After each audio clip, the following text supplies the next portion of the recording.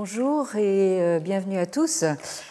Tout d'abord, permettez-moi de vous souhaiter à toutes et à tous une bonne nouvelle année lunaire du lapin chinois ou du chat vietnamien, avec cette passation de pouvoir très ritualisée entre le tigre et le lapin. Vous voyez, enfin, même quand on est censé être plutôt ennemis, on se salue de manière très rituelle.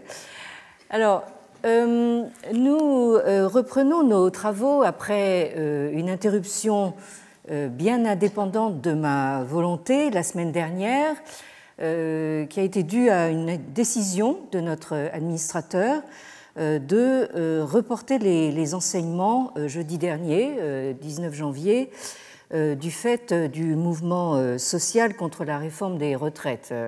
Je pense que vous étiez tous au courant. Alors, personnellement, comme j'ai largement dépassé les 64 ans fatidiques, mais que je ne suis toujours pas à la retraite, je suis bien obligée de continuer à travailler avec vous, que ça vous plaise ou non d'ailleurs.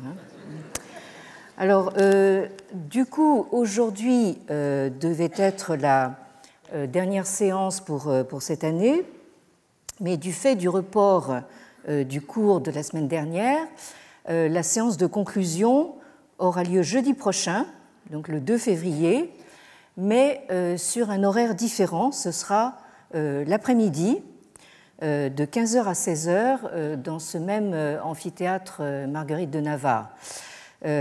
Donc, j'avais, quand on m'avait demandé de fixer mon horaire de cours, demandé le matin à 11h, parce qu'après, il y a la promesse du déjeuner. Et je voulais éviter l'après-midi, parce que je sais que l'après-midi, on a tous envie de faire la sieste. Mais bon, donc, vous, la prochaine fois, vous pourrez venir faire la sieste entre 15h et 16h. Donc, la dernière fois, il y a 2 semaines, donc, nous évoquions la façon dont la rivalité entre Athènes et Sparte, telle qu'elle est dépeinte dans la guerre du Péloponnèse de Thucydide, a été utilisée comme référence classique par 2 politologues américains, qui sont Huntington et Allison, à une génération d'intervalle. Donc, elle a été utilisée pour décrire la rivalité actuelle entre la Chine et les États-Unis.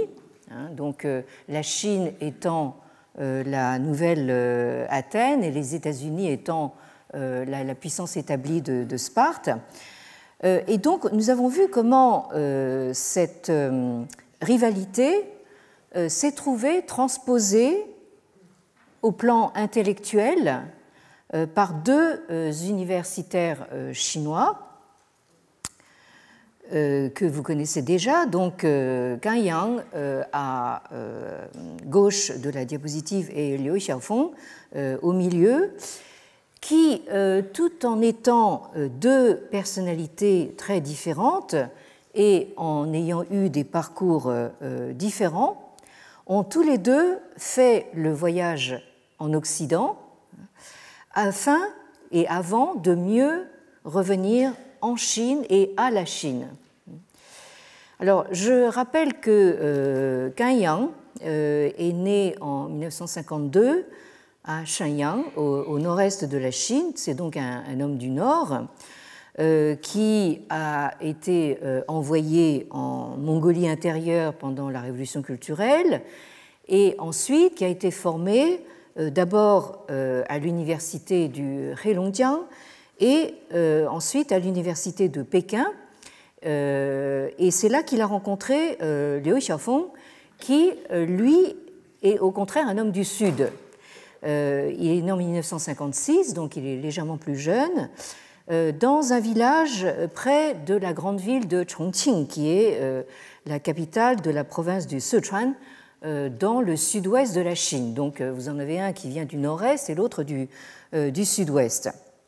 Alors, autre chose qui les distingue, c'est que, à la suite du massacre de Tiananmen en juin 1989, Kan Yang s'en va aux États-Unis, passer une dizaine d'années à Chicago, c'est-à-dire à l'université où Léo Strauss a mené la majeure partie de sa carrière universitaire après s'être exilé d'Allemagne, de cette Allemagne devenue nazie, tandis que Liu Xiaofeng, lui, a poursuivi des études doctorales en théologie à l'université de Basel, de Bâle, entre 1989 et 1993, date à laquelle il a obtenu son doctorat, sous la direction de Heinrich Ott, qui était disciple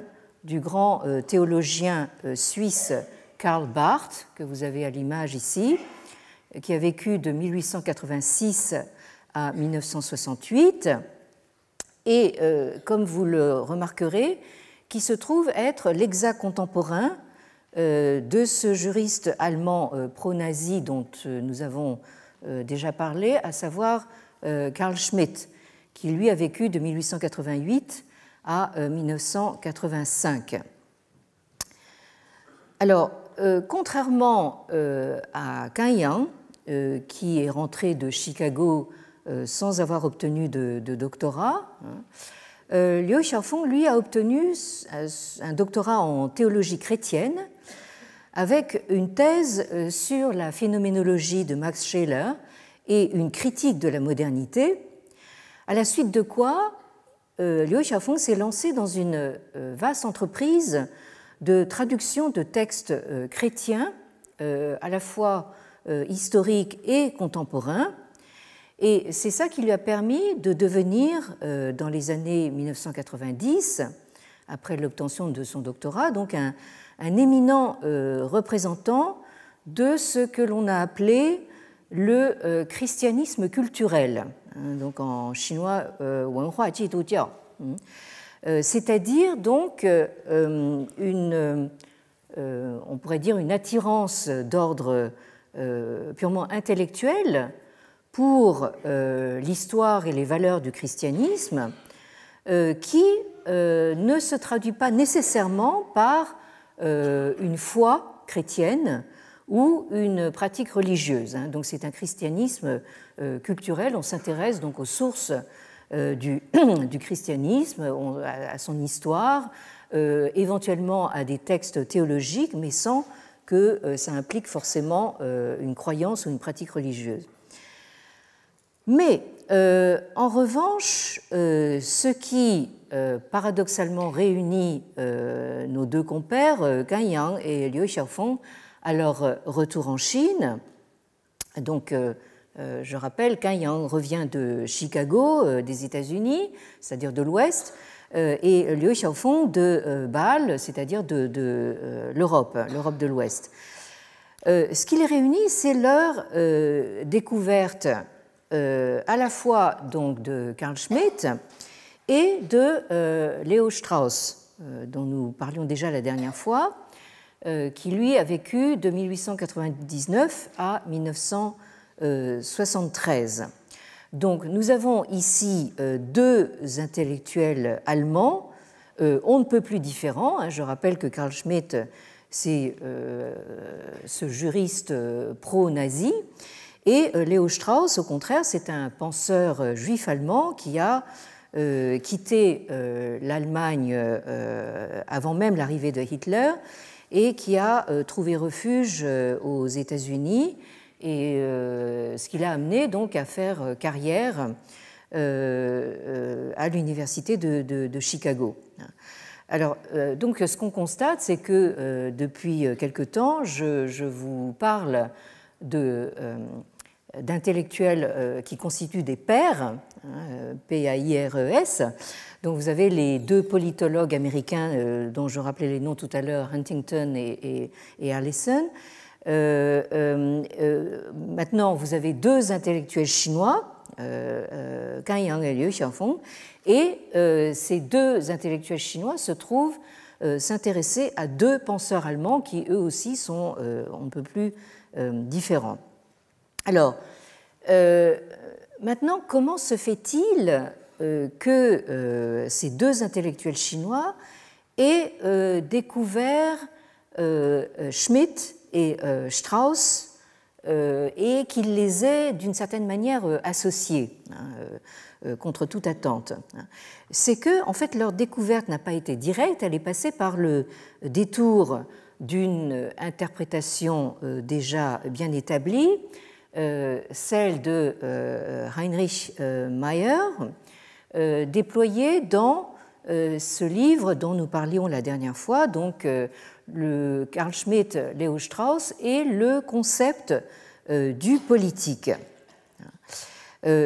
Donc, ce Heinrich Mayer, qui est on pourrait dire un intellectuel de la nouvelle droite allemande, et qui a été évidemment en tant que straussien invité bien sûr à Chicago, ce Heinrich Mayer fait de la théologie politique schmittienne et de la philosophie politique straussienne les deux faces d'une critique radicale du libéralisme. Et c'est donc en fait cette interprétation propre à Mayer qui a véritablement informé, donné forme à l'interprétation de Strauss et Schmitt par nos deux compères chinois. Alors, pour l'anecdote,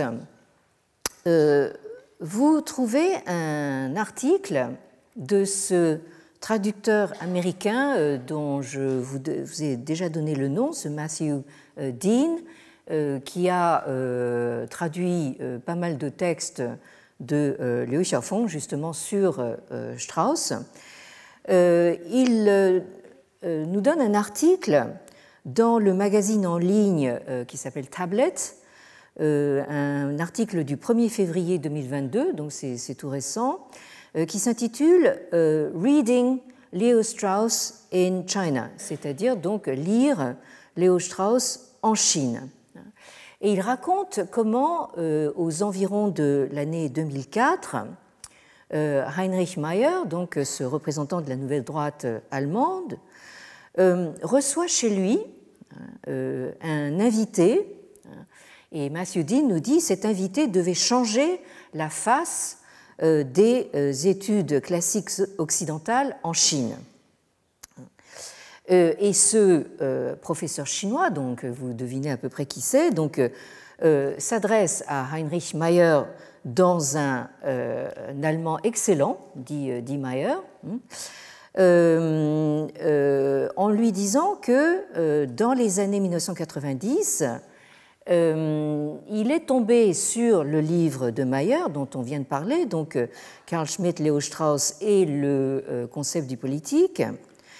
Et ce professeur chinois, bon alors vous avez deviné évidemment que c'est Liu Xiaofeng, donc dit à Mayer qu'il a commencé à lire ce livre parce que il parlait de Carl Schmitt, dont il étudiait la pensée à l'époque, et que en fait ce livre a eu pour effet sur lui de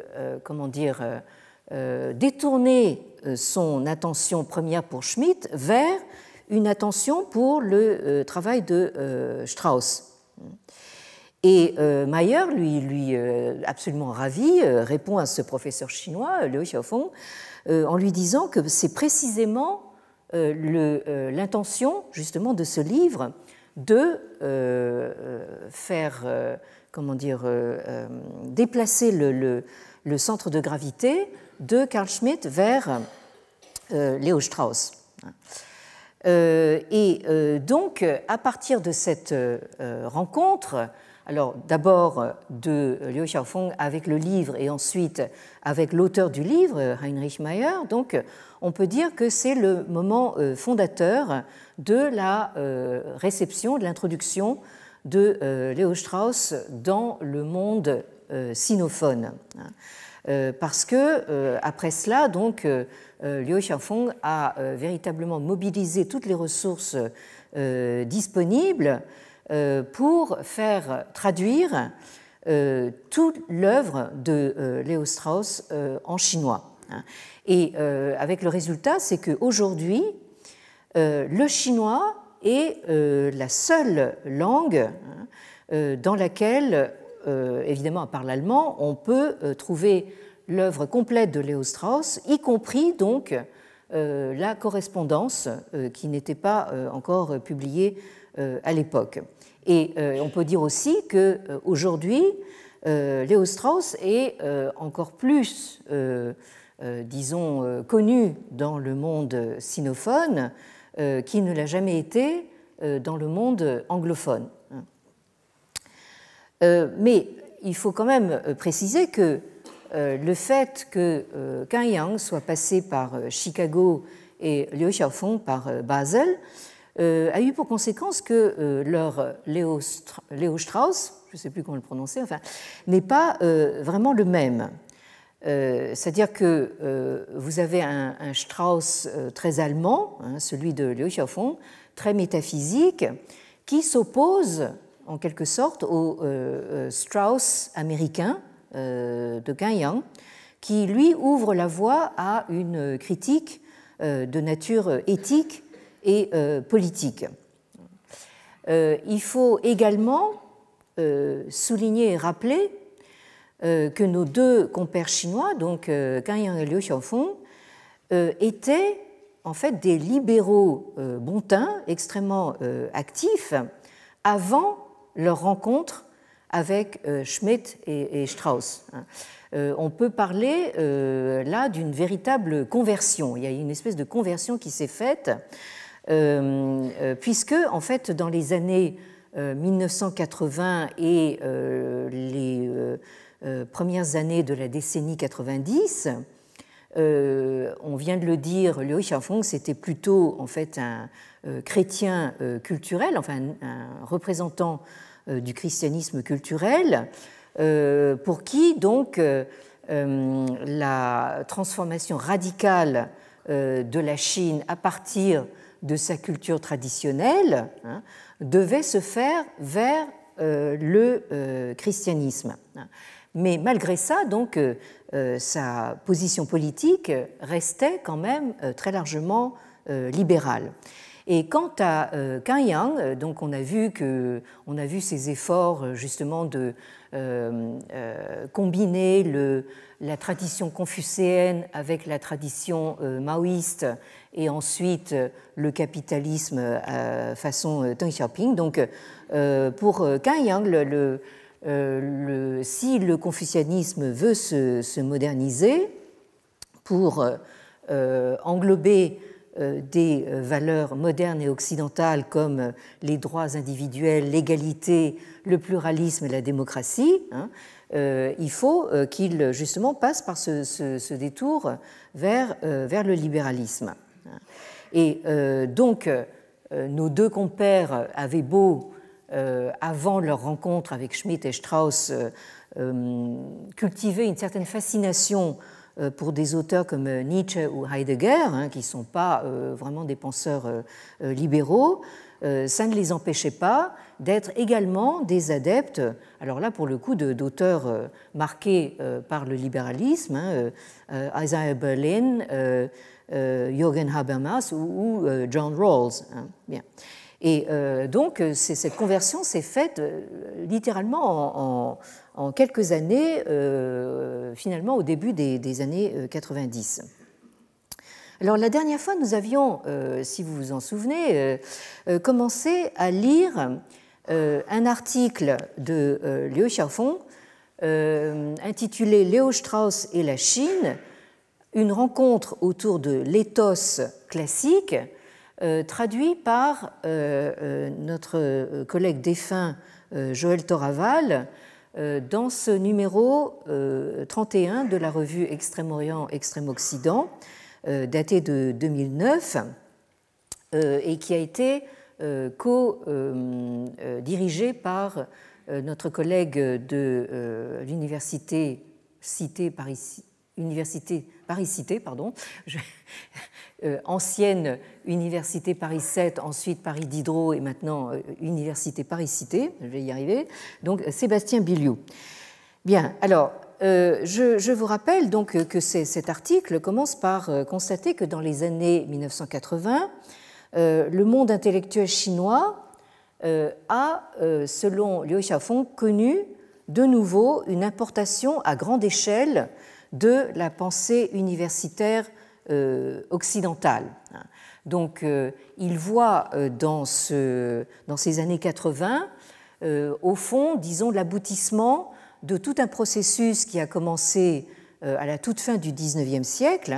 Il prend comme date repère 1898, au moment où le grand traducteur Yan Fu publie une version de Evolution and Ethics de Thomas Huxley, et une évolution qui passe, selon Liu Xiaofeng, par l'importation notamment des grands auteurs marxistes, Marx d'abord, Engels, Lénine, Staline, et donc pour lui, et ça évidemment ça comment dire, étonné ou voire scandalisé certains d'entre vous, donc pour Liu Xiaofeng, donc le marxisme tel qu'il a été reçu en Chine, représente la forme radicale, la plus radicale du mouvement de pensée des Lumières. Bon, alors ça peut se discuter, mais c'est l'opinion de Liu Xiaofeng. Et donc, il poursuit en disant que si l'on veut comprendre pourquoi Strauss est si important pour la Chine, il faut prêter attention au fait que la philosophie politique dont il se réclame est classique. Alors, l'impératif classique qui caractérise la philosophie politique promue par Strauss n'est pas autre chose que le rejet fondamental de cette modernité enthousiaste et aveugle, qu'elle soit d'inspiration conservatrice, radicale ou libérale. La première raison pour laquelle nous nous intéressons à Strauss en Chine est qu'il nous permet de nous défaire d'un siècle de quête continue des différents ismes enthousiastes et aveugles venus de l'Occident. Alors là, il s'en prend évidemment non seulement donc à la modernité, mais aussi à la post-modernité occidentale avec tous ces ismes, structuralisme, post-structuralisme, féminisme, etc., etc., enfin tous ces ismes. Et il s'en prend, vous vous rappelez, en particulier à l'anthropologie. Et alors évidemment, ce qui nous vexe un peu, c'est que, bille en tête, il attaque nos grandes figures comme Claude Lévi-Strauss, donc, qui a vécu plus que centenaire entre 1908 et 2009, qui a été longtemps professeur ici au Collège de France, et autre figure tutélaire chez nous, Jean-Pierre Vernant, qui a vécu de 1914 à 2007. Et Liu Xiaofeng s'en prend en particulier à Jean-Pierre Vernant pour avoir fait pénétrer l'anthropologie dans les études classiques, puisque Jean-Pierre Vernant a d'abord été formé comme helléniste, et ensuite, justement, c'est à lui qu'on doit en fait cette introduction de la discipline anthropologique dans les études grecques. Alors que pour Liu Xiaofeng, c'est vraiment totalement négatif. Il y a une espèce de tout un paragraphe de règlement de compte avec nos grandes figures françaises. Bon. Alors, ça, c'est la première raison. Et la deuxième raison pour laquelle je continue à citer Liu Xiaofeng, nous nous approprions Léo Strauss, est la suivante. Il nous faut refuser le système éducatif occidental apparu avec la modernité. C'est-à-dire, ce à quoi il fait allusion, c'est précisément le système justement des universités modernes nées en Europe au XIXe siècle, dont le modèle a ensuite été importé en Chine à partir du début du XXe siècle. Alors pourquoi? Parce que l'université et le monde académique ont cessé de traiter de la différence entre le vrai et le faux, le juste et l'injuste, le bon et le mauvais, le beau et le laid. Les gens qui ont reçu une éducation supérieure, et en particulier les professeurs, sont inférieurs aux gens ordinaires sur le plan moral. En effet, ils prétendent ne pas avoir eux-mêmes à parler de vertu au nom de la soi-disant neutralité axiologique. C'est-à-dire que ce que Liu Xiaofeng reproche finalement à ses collègues, parce que malgré tout, lui-même, c'est aussi un professeur, hein, bon, c'est justement d'être des gens de savoir, mais non pas d'éthos, c'est-à-dire avec des valeurs morales. Alors, Liu Xiaofeng continue en disant ceci: de quoi devrons-nous nous servir pour nous opposer au principe de l'anthropologie? De ce point de vue, l'éducation classique que préconise Strauss nous suggère un tournant possible, car elle nous engage à fixer notre regard vers les plus hauts esprits de l'Antiquité, ce qu'on ne peut percevoir qu'au travers des ouvrages classiques que ces temps anciens nous ont légués. Pour traiter du vrai et du faux, du juste et de l'injuste, du bon et du mauvais, du beau et du laid, nous devons nous fonder sur un ensemble de principes moraux que la civilisation antique, que ce soit en Occident ou en Chine, a déjà très tôt énoncés. L'anthropologie a rejeté ces principes. Là aussi, ça se discute peut-être un tout petit peu, mais enfin bon. Mais nous devons les chercher à nouveau si nous souhaitons recouvrer le sentiment moral digne d'un homme de culture, en chinois xueren. L'esprit des Lumières, devenu radical, a effacé en Chine l'horizon de l'ancien empire céleste pour lui substituer le nouveau monde universalisé de l'Occident. C'est là l'apport du marxisme à la Nouvelle Chine, mais quiconque connaît l'histoire intellectuelle de la Chine au XXe siècle sait parfaitement que le problème rencontré par les marxistes chinois a toujours été celui de la sinisation du marxisme. En dernière analyse, la question qui s'est nécessairement posée à eux a été: qu'en est-il de l'éthos de la Chine? Après que la Chine marxiste est entrée dans l'âge de la globalisation, quel lien vital de filiation peut-elle entretenir avec la Chine traditionnelle? Ce lien vital entre Chine nouvelle et Chine traditionnelle est une question qui est restée incontournable pour les intellectuels contemporains chinois, les Confucéens parmi eux ayant toujours représenté à ce sujet une force essentielle. Ensuite, Liu Xiaofeng en vient à la troisième raison. La troisième raison de notre désir d'introduire Strauss en Chine est la suivante. La philosophie politique classique de Strauss nous donne la possibilité de nous arracher à la perspective conventionnelle consistant à évaluer la tradition classique chinoise à l'aune des théories occidentales modernes et de nous débarrasser de toutes sortes de phénomènes politiques, entre guillemets, enthousiastes et aveugles, qui habitent, les fameux ismes, qui habitent le système d'enseignement des humanités dans l'Occident moderne. Si nous ne commençons pas par apposer sur Strauss une étiquette d'extrême droite ou d'adversaire des Lumières et que nous prenons un peu de recul pour mieux percevoir sa position, nous pouvons observer ceci. L'effort de Strauss consiste essentiellement à rouvrir la question du caractère moral des Lumières et de la politique démocratique. La légitimité des Lumières, et surtout celle de la démocratie, a atteint le point où l'on ne peut plus la discuter ou la mettre en cause.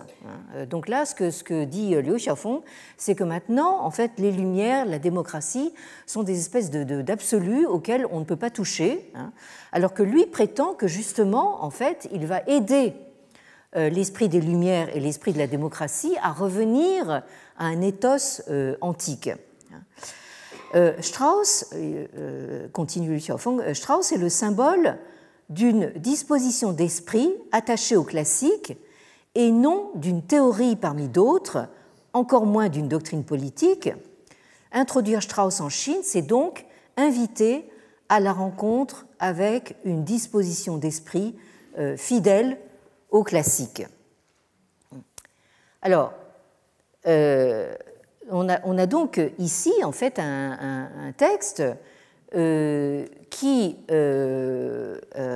relève en fait deux thématiques qui sont réappropriées aujourd'hui par les straussiens chinois. Alors, deux thématiques de Léo Strauss, c'est-à-dire celle du retour aux anciens, d'une part, et celle du rapport entre philosophie et politique, d'autre part, c'est-à-dire philosophie et éthique et politique.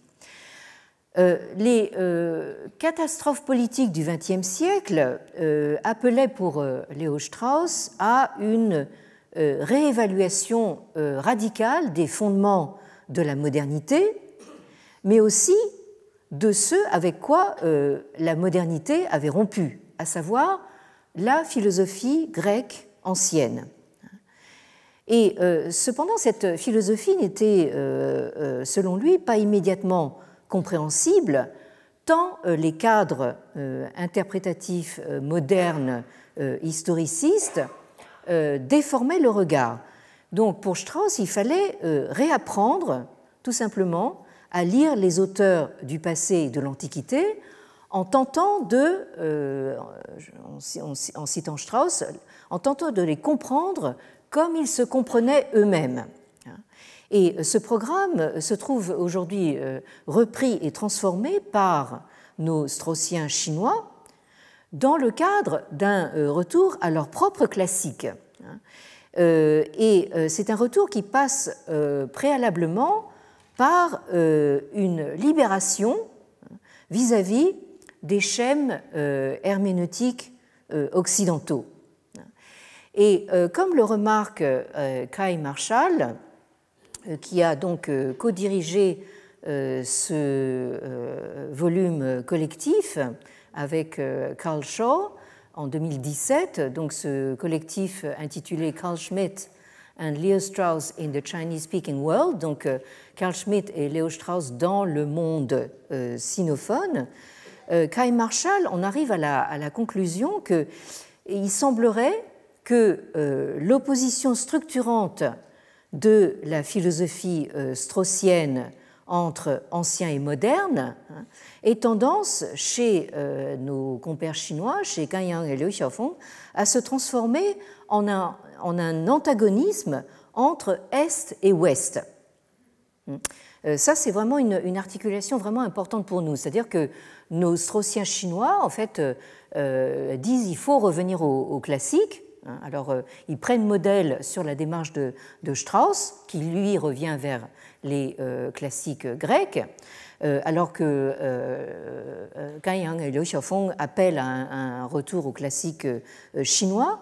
Mais on finit par s'apercevoir que derrière tout ça se profile en fait une mise en opposition entre la Chine et l'Occident.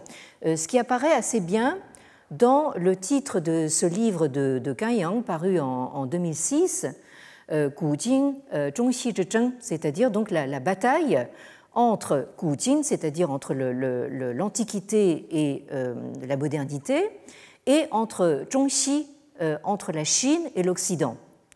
Donc vous avez ces deux oppositions qui en réalité se superposent. Donc on comprend que en réalité l'opposition antiquité-modernité en fait sous-tend une opposition entre Chine et Occident. Alors à ce titre, dans la même année 2006, Gan Yang et Liu Xiaofeng ont coécrit une préface qui figure dans chacun des volumes d'une série qu'ils ont créée, Alors, Gang et Liu Xiaofeng, c'est vraiment en fait, des grands entrepreneurs de l'édition. Hein. Ils ont lancé plusieurs séries de cette manière. Et ils ont cette série qui s'intitule donc Xi Xue Yuan Liu. Vous avez le titre de la série, là, donc, qui veut dire donc, les sources du savoir occidental. Et dans chacun des volumes de cette série, alors vous avez je vous montre quand même quelques exemples de cette série. Vous avez par exemple, alors c'est une série qui peut porter évidemment sur tous les ouvrages modernes occidentaux, mais avec un accent particulier sur la sphère straussienne. C'est ainsi que vous avez straussienne et schmittienne. Vous avez ici à l'écran donc la traduction du grand classique, on peut dire, de Carl Schmitt, Der Leviathan in der Staatslehre des Thomas Hobbes, donc le Léviathan dans la doctrine d'État de Thomas Hobbes, donc traduit en chinois. Vous avez également ce titre de Karl Löwit qui s'intitule donc Von Hegel zu Nietzsche, Der revolutionäre Bruch im Denken des 19. Jahrhunderts, c'est-à-dire donc de Hegel à Nietzsche, la fracture, la rupture révolutionnaire dans la pensée du XIXe siècle, également traduit donc par les soins de nos compères chinois en chinois ici dans leur série.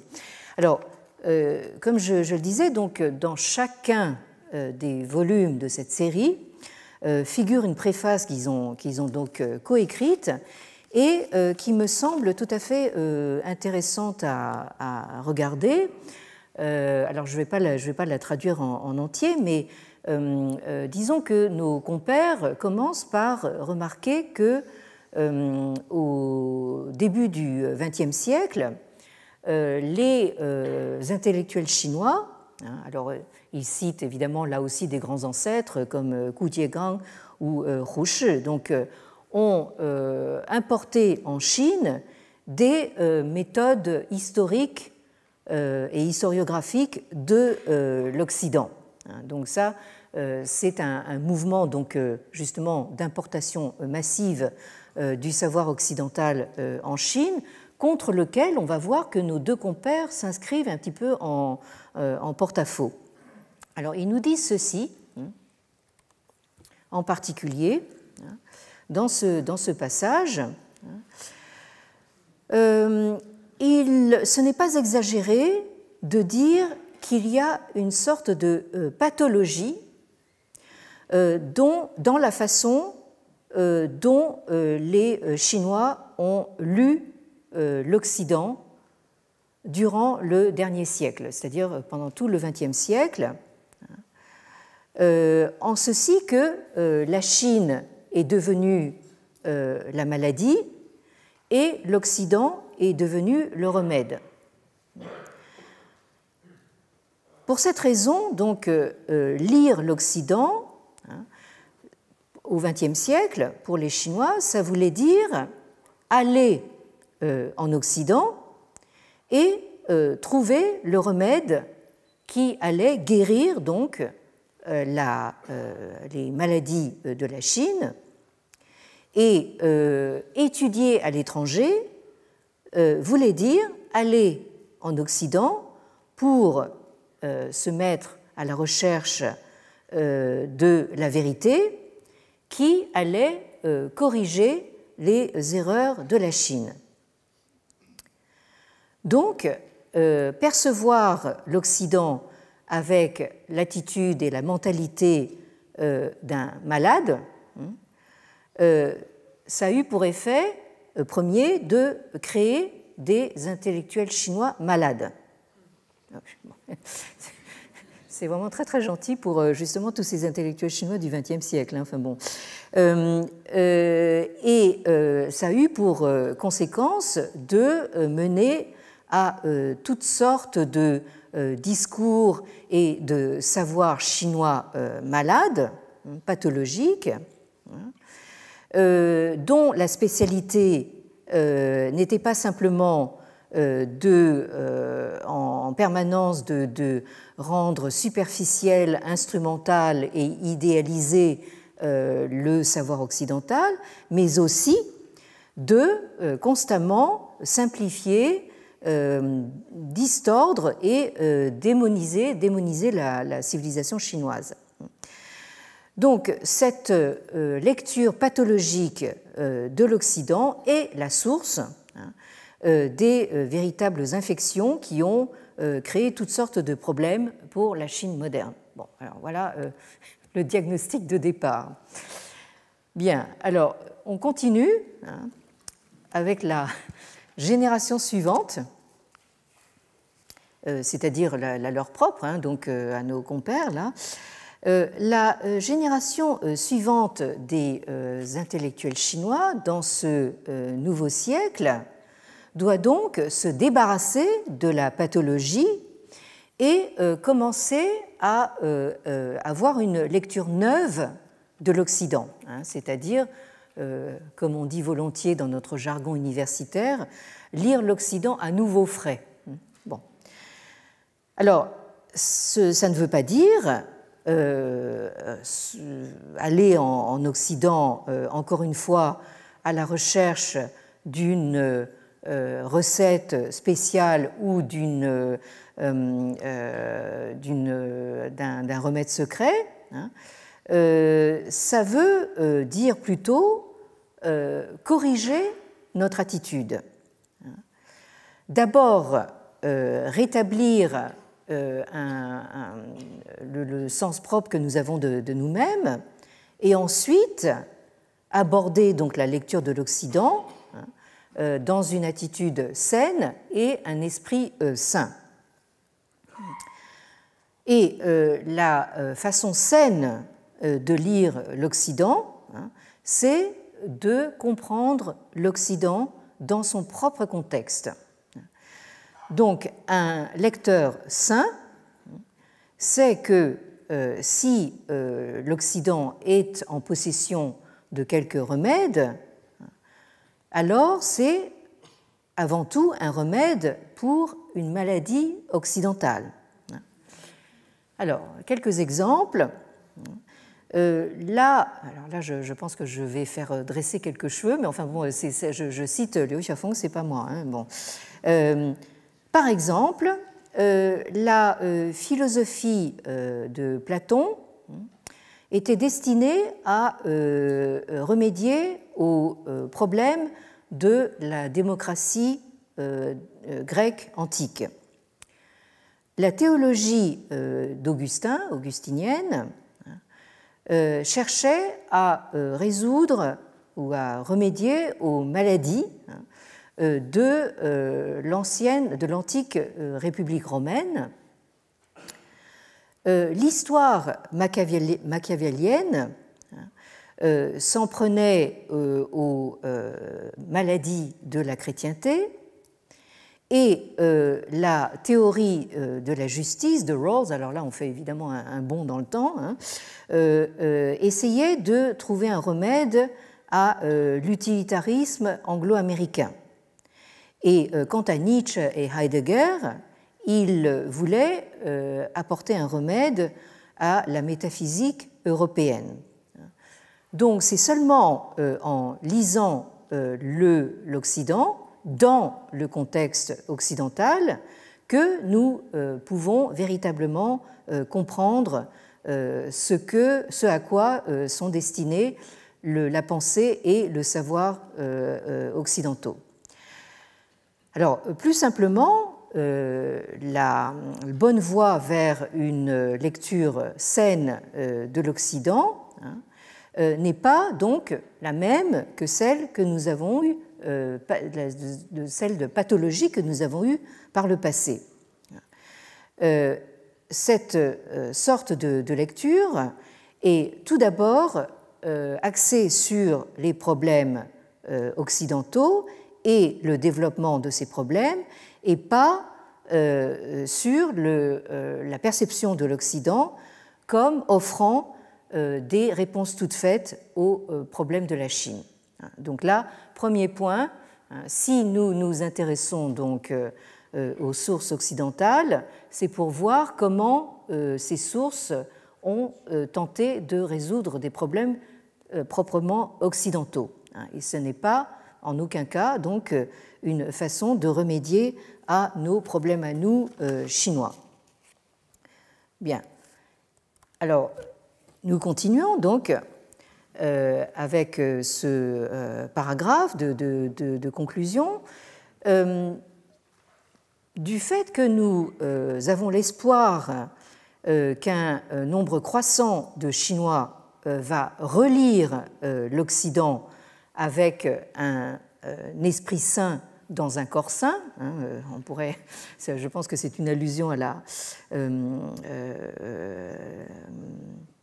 la formule donc cum mente sana in corpore sano. Donc nous présentons donc cette collection des sources du savoir occidental et disons l'attention de cette série se porte sur les aspects suivants.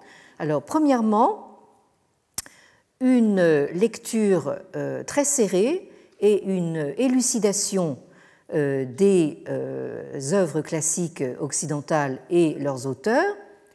Deuxièmement, une analyse et une analyse du savoir occidental et une explication du développement historique de certaines questions importantes dans l'histoire de la civilisation occidentale. Et troisièmement, c'est une recherche sur l'histoire des disciplines, c'est-à-dire une recherche et une réflexion sur le développement historique de différentes branches modernes du savoir et des questions qu'elles examinent.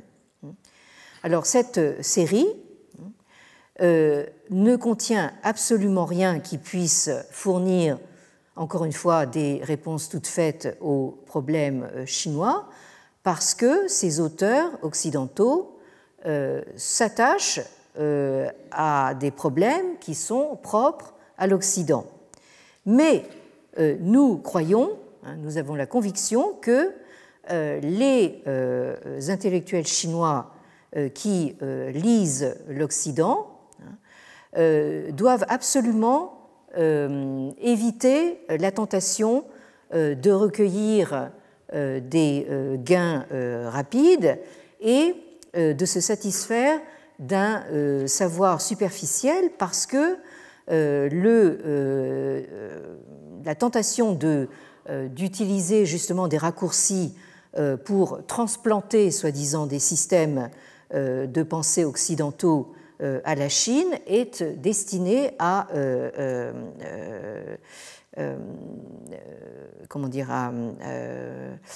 est destinée à l'échec. En fait, toutes sortes de concepts courants en Occident, comme la démocratie, la liberté et ainsi de suite, sont eux-mêmes remplis d'ambiguïté. Et donc, la nouvelle génération d'intellectuels chinois doit étudier l'Occident dans un contexte occidental, y compris donc et donc s'intéresser donc justement à tous ces débats et controverses occidentaux, y compris les concepts et les points de vue les plus contradictoires. C'est-à-dire qu'au fond, ici, il s'agit véritablement de lire l'Occident, comme ils disent, mais sans mettre de côté, justement, sans mettre l'Occident sur un piédestal et sans ignorer justement l'ambiguïté des concepts et l'aspect contradictoire de pas mal de concepts, y compris ceux de démocratie et de liberté. Et alors seulement, nous pourrons comprendre les choses de l'intérieur et être capables de décider ce qu'il faut accepter et rejeter, hein, donc faire un choix éclairé.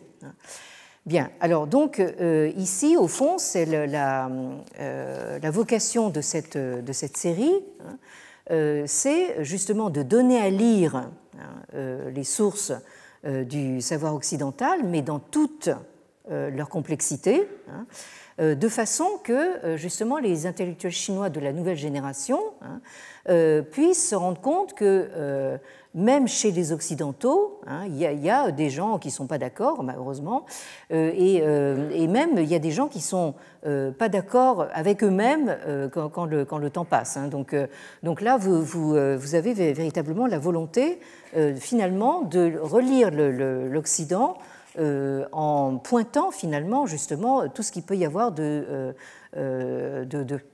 contradictoire et de sujets à controverse, justement, dans tout ce contenu. Alors, juste pour terminer aujourd'hui, donc, je voulais vous parler, hein, parce que, vous voyez, on a une sorte de partie de ping-pong tout à fait intéressante, ping-pong intellectuel, entre, au fond, surtout des Américains et des Chinois, hein, qui double un petit peu les controverses géopolitiques, hein, des Huntington et autres. Alors, je voulais vous parler de cet ancien professeur de l'université de Chicago, qui est à New York actuellement, le professeur Mark Lella,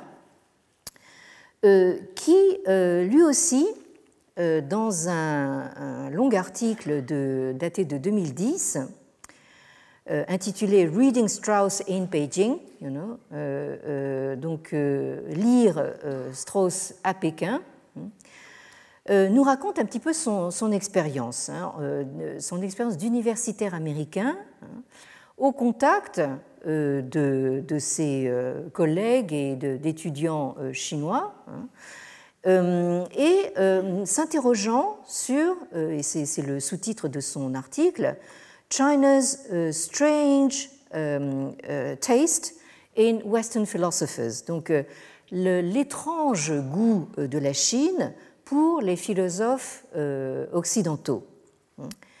Alors, il commence par raconter que il y a quelques années, alors on est en 2010, donc il y a quelques années, on ne sait pas trop quand est-ce que ça se passe exactement, quand j'enseignais encore à l'université de Chicago, j'ai eu mes premiers étudiants chinois, hein, undergraduate, c'est-à-dire en fait avant la licence, hein, des Pékinois qui étaient probablement venus à Chicago, hein, au Committee on Social Thought, hein, dans l'espoir de rencontrer le fantôme de Léo Strauss.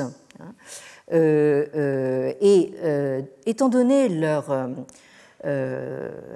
comment dire, excusez-moi, j'hésite un peu parce que je traduis directement tout à l'heure du chinois et là de l'anglais. Donc, étant donné leur, comment dire, la déférence à laquelle ils étaient accoutumés envers leurs professeurs en Chine, hein, c'était un peu difficile pour moi de savoir au juste ce que ces jeunes gens venaient chercher à Chicago. Donc c'était des gens qui étaient très assidus aux cours, qui travaillaient de manière très diligente, hein, comme font tous les étudiants chinois, surtout ceux qui viennent à l'étranger. Hein. Mais à part ça, en fait, ils restaient entre eux. Bon, ce que font aussi beaucoup les étudiants chinois, même ici en France. Bien. Alors, à la fin de cette première année, j'en ai convoqué un dans mon bureau, hein, pour lui proposer un peu de conseils. Alors, c'était quelqu'un qui était de toute évidence très sérieux et avec une réflexion très profonde, qui connaissait bien justement les cercles intellectuels de Pékin, hein, et qui était connu justement dans ces cercles déjà pour ses écrits et ses traductions de livres occidentaux sur la sociologie et la philosophie. Alors, ce qui est assez bizarre, c'est que, en fait, évidemment, Mark Lella ne dit jamais s'il s'agit de Kang Yang, mais si c'est pas Kang Yang, c'est donc son frère. Enfin, je veux dire, c'est quelqu'un qui lui ressemble comme deux gouttes d'eau. Et alors, et la suite est tout à fait significative. Mais cet étudiant, hein, était incapable de s'exprimer en anglais, ni par écrit ni par oral, ce qui fait que on se demandait pourquoi il avait choisi de suivre mon cours. Donc, moi, c'est Mark Lella qui parle, je lui conseille éventuellement de se prendre un cours d'anglais, enfin, pour essayer de comprendre ce qu'il entend dans les cours. Et l'autre lui répond aussi sec, pourquoi ? Bon, alors moi, légèrement énervé, je lui dis que ça me paraît un peu évident que enfin, une maîtrise minimale de l'anglais serait quand même un petit peu utile pour ne serait-ce que, enfin, justement, entrer en contact avec ses pairs américains et puis aussi pour promouvoir sa carrière en Chine. Hein. Bon. Alors, l'étudiant, ça doit être quand même déjà un chercheur assez avancé, donc me répond en souriant d'un air assez condescendant et me dit « je ne suis pas sûr de tout ça, bon, que ce soit tellement utile d'apprendre l'anglais. » Bon. Alors là, je suis carrément énervée et je lui demande mais qu'est-ce que vous proposez de faire à la place alors, hein, bon.